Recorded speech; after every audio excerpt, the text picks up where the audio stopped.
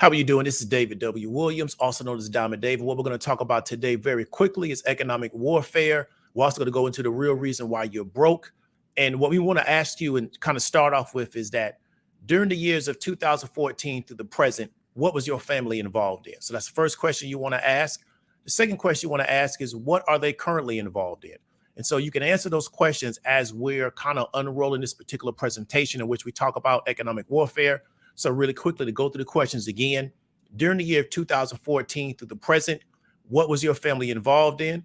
And then you want to also ask yourself, what are they currently involved in? Okay, so let's go ahead and get into it, because what we're going to talk about is economic warfare as a family, why that's important, and why that may be the real reason why your family is currently broke today. Okay. So we're going to kind of break down some of the main characters in this particular presentation, right? So we're going to do Victoria Mendez, right? Carlos Morales, understand that they're husband and wife. They own a company called Express Homes. And for this particular discussion, it was about 15 homes involved in what we were doing. So we're pretty much going to start talking about it as a real estate game if you haven't already been hip to it. Then we got Victoria Mendez, Margarita Mendez. Victoria Mendez is the same person in both situations. They're mother and daughter. They formed a company called Gallego Homes. That in this particular discussion that we're talking about involved around 9 homes, right? So we want to just give you some context of what we're talking about. This is a picture of Victoria Mendez. She's a city attorney for the city of Miami, okay? And if you kind of understand government and things of that nature, you understand the importance of the city being the city attorney of a city the size of Miami. Miami is one of the largest metro areas in the country.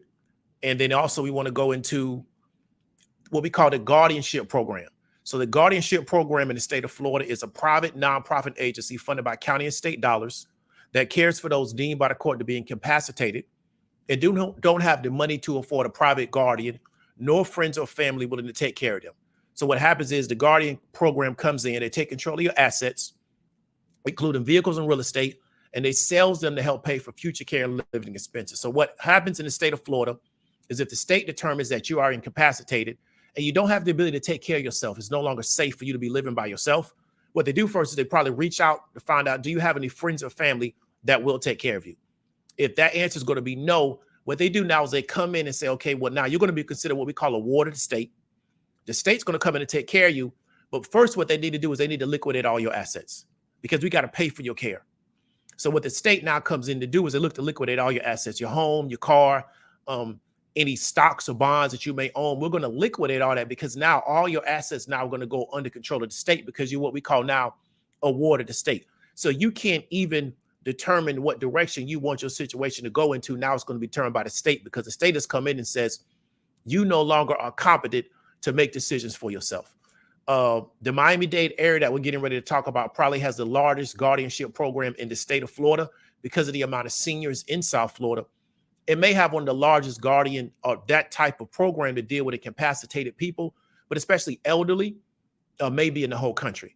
So this is a massive program in which we have a large amount of people that are in this program. And so there's a lot of contextual things that you can take out of this idea that a person can be single in this society and live their whole life all the way through and not deal with any complications, not deal with any trials and tribulations. It sounds really good on the internet. But what we can kind of understand is at the end of that road, often the state has to come in and take care of that person because they haven't formed the relationships to have somebody either be a family member or somebody that the state will approve of to govern their particular affairs. Okay, so let's keep going. We just want to give you context because one thing I learned is to start explaining things because I'm assuming that people are picking things up as fast as I am. Okay, so let's keep going. So here's the central characters. We got Carlos Morales, Victoria Mendez. They're married, right? Even though they got different last names. We got a guy named Sergio Mendez. And we also have a guy named Francis Suarez, who's the current mayor of Miami. Okay. First thing, your family's not engaged in economic warfare. And it's the reason why you're losing. It's the reason why you're going to keep losing, right? Just to be very plain with you, to be out front. Your family's probably engaged in economic consumerism, but they're not engaged in economic warfare. And it's the reason why your family's losing. It's the reason why you're losing. And it's the reason why you're going to keep on losing, right? Because we're in a game of economic warfare. We're not in a game of who can be the biggest consumer, right? So just to be very real with you, to be upfront with you. Now, you can choose not to engage in it. You can sit on the sideline But if you don't participate, you can never win. Okay, let's keep going. Economic warfare. So what is the definition of that for people that may be kind of confused? Engage in economic scenarios with the goal of gaining an economic advantage, right? So we're going to repeat the definition. Engaging in economic scenarios, right, with the goal of gaining an economic advantage. And sorry for the typo. You may not understand economic warfare. As a result, you will stay confused and either ignore the problem, right? The majority of you listening to this right now have not been trained, got nothing to do with your formal education. You have not been trained to engage in economic warfare. So either you're going to be confused as to what it is, or you're going to ignore the problem because you don't want to get involved in it because it's really not your training. So that's what I want people to really understand, is that this is a result of training. It's a result of socialization. So this is why you can go to school for 16 plus years and still not know how to engage in economic warfare, where it's going on all around you. It's a constant game. So you are quote unquote educated, you're quote unquote living in the right neighborhood, you quote unquote have the right connections, but you're not engaged in economic warfare, even though it's going on all around you 24 hours a day, 365 days a year. And you don't have to participate in it, but then as a result, you're going to have to cleave to the people that are participating in it and just hope for their mercy. And that's just the reality of the situation. It doesn't get any simpler than that. Okay, so let's keep going, right? So a lot of people don't want to get involved in this game. So this is a scene from Game of Thrones. And when the girl tells Jack and Hagar, I'm tired of playing this game, he just told her we never stop playing. The game that we're involved in never stops. It goes on for generations. It goes on for decades. It goes on until the end of time. So even when your time on the planet is gone, it doesn't mean the game stops. The game keeps going, whether you're here or not, whether you participated in it or not. And if you choose not to participate in it, that's cool. You're going to be like the majority of people in the world, right? But then what you have to do now is hope that the people that are participating in it show you some level of mercy, right? So if you can't train your people to participate in the real game that's going on, that's cool. Just be a consumer and then hope the people that are participating in that game and that are winning will show your people some mercy, right? That's just the reality of the situation. So let's go ahead and get into the actual documents, right? So here's from LRN out of Miami. And I want to ask people, I'll probably link this in the description. Go to this particular website because this is based on doing real research. This is not based on like doing celebrity news concepts. And so it costs money to get access to this information from the state. So the gentleman that did this research, it took a lot of time and it took a lot of money. And this is why these type of projects often don't go on, because the people that are doing the projects don't get rewarded for the time they're putting in to do the project. So the reason why this stuff can go under the table is because most people aren't going to be willing to spend the time and money to figure this out, because why? They won't get compensated for it. So this stuff often goes on in the background and nobody pays any attention to it, because what do we know? Most people have been trained to look for the highest level of entertainment value. So they'll never know this is going on until it impacts them personally, right? Because it wasn't entertaining to them. So the gentleman that performed this research, we want to congratulate them for going through the time and the money that is spent to get these documents, because the state charges $1 per document, and it literally took thousands of documents to figure this out. And we're going to kind of show this in what I'm talking about.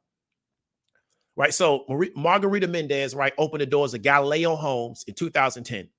Right. Her firm caught on with her daughter, who we know now is a city attorney, until 2019, has collected hundreds of thousands of dollars in gains from resales and rental income properties from one seller, the guardianship program of Dade County. So we've already explained what the guardianship program is. In all, Galileo Homes, purchased 6 properties from the guardianship program between 2010 and 2019, according to real estate records and court documents obtained by WRLN. So the nonprofit guardianship programs uses proceeds from the sales of its incapacitated clients' properties to pay for their care. But the gains Galileo Homes collected from its subsequent sales did not go towards the care of the program's incapacitated clients. The guardianship program's real estate transactions are currently being reviewed and investigated by Miami-Dade Inspector General's Office. Miami-Dade Mayor Cava previously ordered all payments halted to the guardianship program pending the investigation's findings. The county has since resumed funding on several conditions, including that it pause all real estate sales until the probe is complete, right? An inquiry by county officials based on this particular reporting on the guardianship program sales of 14 properties to Express Homes The Miami real estate companies like Gallego Homes generated hundreds of thousands of dollars in gains from resales of these particular properties. So we talked about, again, this is a real estate conversation, right? Let's keep going. We talked about this as husband and wife. So in an email sent to probate attorneys on March 14th and obtained by WRLN, Carlos McDonald, right? The executive director of the guardianship program at Dade County, he called this particular reporting incomplete. He wrote that since 2012, the program has represented more than 4,000 people in guardianship cases and less than 3% involved real property transactions. So under McDonald's calculations, guardianship property sales have roughly involved up to 120 clients. However, WRLN reporting has found that members of the Morales-Mendez family and their companies have purchased at least 21 homes in the program over that time, representing a significant percentage of the estimated total, right? Let me keep going. So Margarita Mendez, which is the city attorney's mother, first incorporated her particular real estate business in 2010 after a series of real estate transactions involving the West Flagler condo. It was originally bought from guardianship program by Express Homes that same year. Express Homes purchased that particular property from the guardianship program for $5 grand. The home was owned by a woman named Maria Sanchez. Even for the real estate market, 0809, that was a low price. 2 months after the purchase, Morales, who's the city attorney's husband, owner of Express Homes, transferred the title to Margarita Mendez, his mother-in-law. Shortly after assuming ownership of the condo, Margarita, the city attorney's mother, formed a company called Gallego Homes, according to state records. 2 days after the company was incorporated, Margarita transferred ownership of the West Flagler condo to her new company. According to the property deed for the condo, Victoria Mendez, who currently now is a city attorney, was also the city attorney at that time, I believe, prepared the legal documents for transferring the property from Express Homes to her mother, and then later from her mother to Gallego Homes. In the property deed, Victoria's signature appears next to her husband. We have the actual document showing her signature and her husband's signature, right? We also have the 2019 Florida Profit Corporation annual report. So we actually have the documentation. So Victoria Mendez told WLRN she's not involved in her husband's business, but we have documentation to show that that's not true. Morales' attorney says anyone can draft a quit claim deed between two people. In doing so does not constitute Mendez being involved with Express Homes in her official capacity. Okay. After a series of real estate transactions involving the West Flagler condo, Gallego Homes rented it from until 2019. They sold it later for what? $121,000, a 2,330% increase from the original purchase price. They bought it for $5 grand. I want to say in 07, 08, 09. In 2019, after renting it for all those years, they sold that property for $121,000. Okay. WLRN found that Gallego Homes made hundreds of thousands of dollars in gains by reselling properties, some within months of purchasing from the guardianship program. Sales records show that the guardianship program, through their real estate agent Javier Lalanes, listed Cheeseboro's two-bedroom townhome for $110,000. The property spent 0 days on the market, according to the listing surface, and then was sold to Gallego Homes for $76,000, $34,000 less than the asking price, right? Guardianship deed showed that Gallego Homes closed on the property August 3rd, 2012, 2 weeks before Cheeseboro died. 4 months later, on December 12, 2012, Gallego sold Cheeseboro's property for $170,000, more than double the original purchase price. So they bought it for $76,000, $34,000 less than the asking price. 4 months later, they sold it for $170,000, more than double the original purchase price. Real estate listing for the resale heights updates: tile downstairs, bamboo flooring upstairs, brand new kitchen.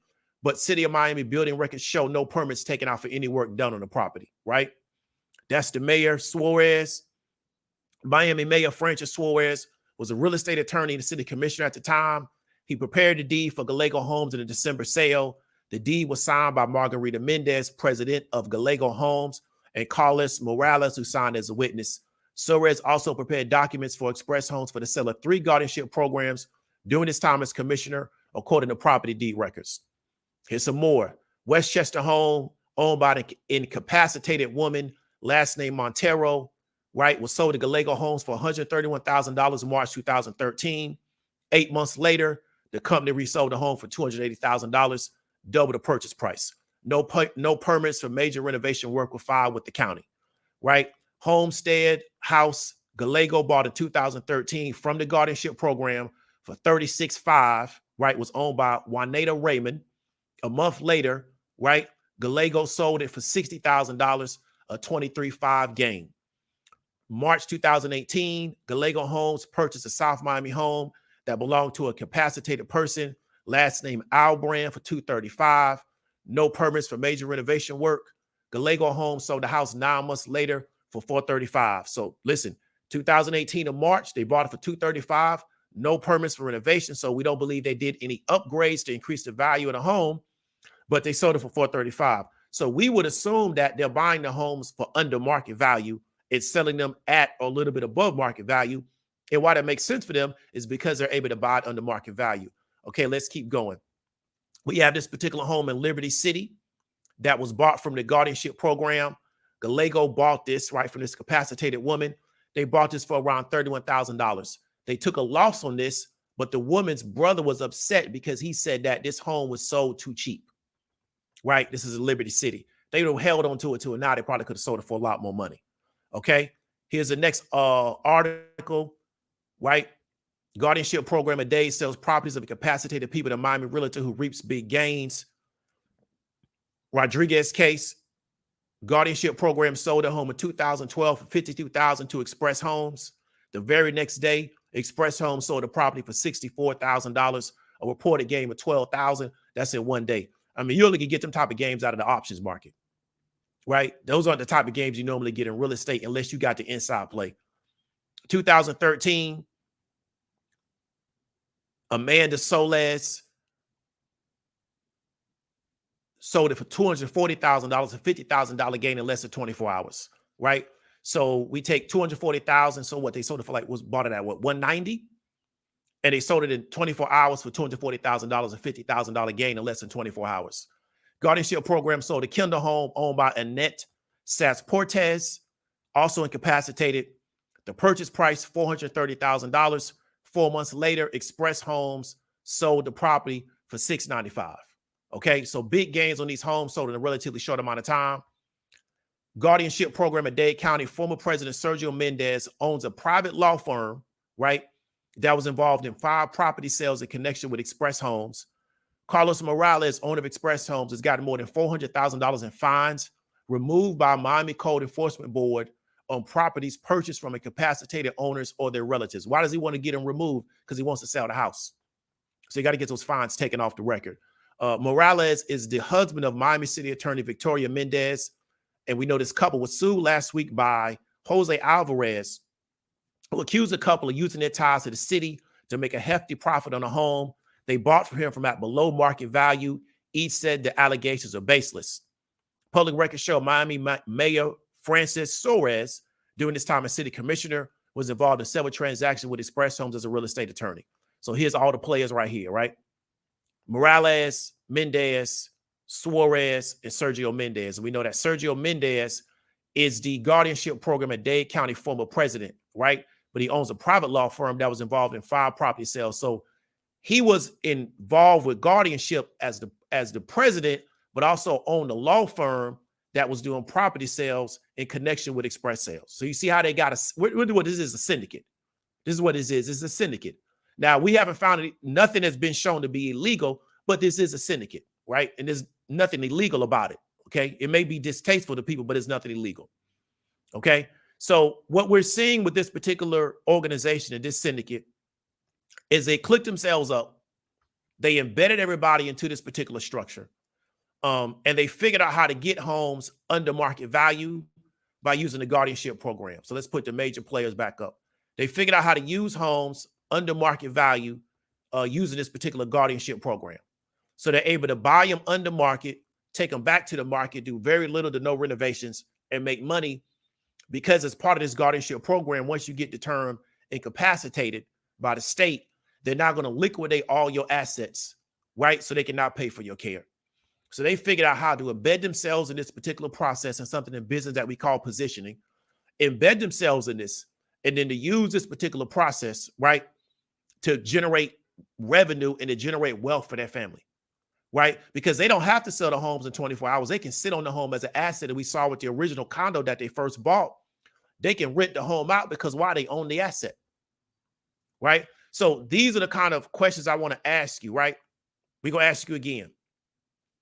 During the years of 2014 to present, what was your family involved in? I'm going to ask you again. During the years of 2014 through the present, what was your family involved in? Because we know what this family was involved in. What was your family involved in? So we're going to ask you again. During the years of 2014 through the present, what was your family involved in? Because we know what this family was involved in. Currently, what is your family currently involved in? What is your family currently involved in today? Okay. When you come into contact with a family that's engaged in economic warfare, what do you think the result will be? You understand me? So that's what I want people to understand. This is real. It's not television. They haven't been shown to do anything illegal. They may never be found to do anything illegal because they got the mayor caught up in this. So this may just all eventually go away. If these gentlemen, these reporters weren't willing to do a lot of hours and hours of research going through these court documents to find this out, we would have never known. They're doing this to other Cubans. There was a black lady from Liberty City, but they're not discriminating who they do this to, right? Because at the end of the day, Cuba wouldn't have looked the way it looked if Cubans really cared about Cubans like that. But if you look at all of these Cubans, they all got a certain type of look. And people that know South Florida know what I'm talking about, right? So you got Cubans using this particular program to use other Cubans to generate wealth for their family.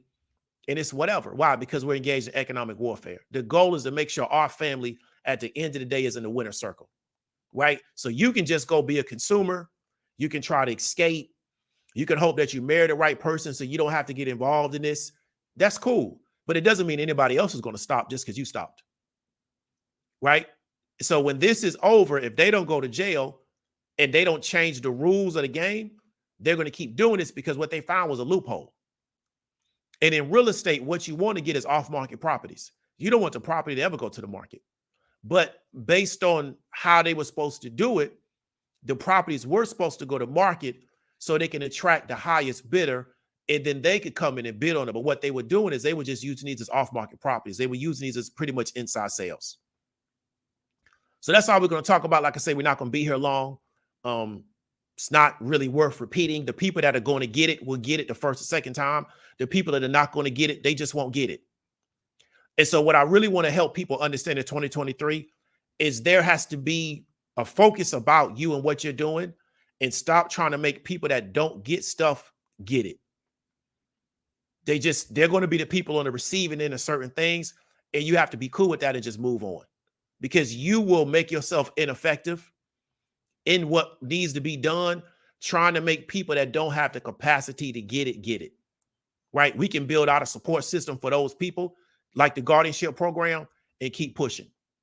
But you can't try to make, there's too much of that going on, and the situation is too serious, in my opinion, to be engaged in trying to make people that don't want to get it, if they don't think it's important, they rather would watch something else, let them do that.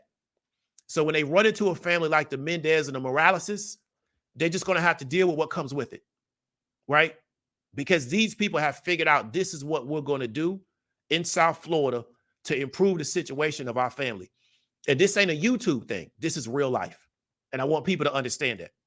This is not a YouTube panel with 30 people talking about it. This is not a YouTube video. This is real life actually going on in the real world. We got it all documented. We got people's names and signatures on documents. Right? So this is not me just talking, and this is actually going on in the real world. And that's what I want people to understand. So let's go ahead and read these comments. Maybe we're going to get up on out of here. So Chastity, man, I appreciate you for coming through. What's up to Chastity? Ray Gun, man, I appreciate the $2 super chat, man. I appreciate you for supporting the platform. Miss Brandy L, I appreciate you for coming through. So Matthew Bay says, Hustle City Attorney gets all the info, buys property, rewards the state, probably gets a great deal. Exactly. That's exactly what they was doing. But nothing has been shown to be illegal. So if it's not illegal, it could be distasteful. But if it's not illegal, there's nothing you can do about it unless they change the rules, right? And say maybe the property's got to sit on the market for X amount of days before anybody could come in and purchase the property. Then it could change, but there's nothing illegal. Miss Mendez was smart to find this legal loophole. So Selfish Love, appreciate the $4.99 super chat. Miss Lady L, what's going on? Appreciate you coming through. Essence, appreciate you coming through, Essence. Match Your Base, there's currently options of real estate. So Quentin Jordan says, facts that they don't get it, move on, definitely. So Ant says, went through with a homie, gave him the blueprint to get into tech. Haven't heard about coding since. Yeah, it might not be for him. It maybe something else might be for him. Right? Maybe something else might be for him because everybody's not into tech, right? So, but I appreciate you giving him the blueprint. At least he can't say you didn't try to help him out. Everything's not for everybody because you see, they're not doing tech, they doing real estate. So Robbie Robb says a black family from my city purchased a mom and pop ice cream shop off market. Then they let vendors use the extra lot space to sell popcorn, chicken wings, etc. from a trailer. Definitely, right? I feel you. Okay, so that's all we're going to do. I'm not going to do one of these live streams where I just sit on here for 5 hours, hoping to get super chats. Appreciate everybody for coming through. Hope you get some value from it. David W. Williams, also known as Diamond Dave. I'll talk to you later.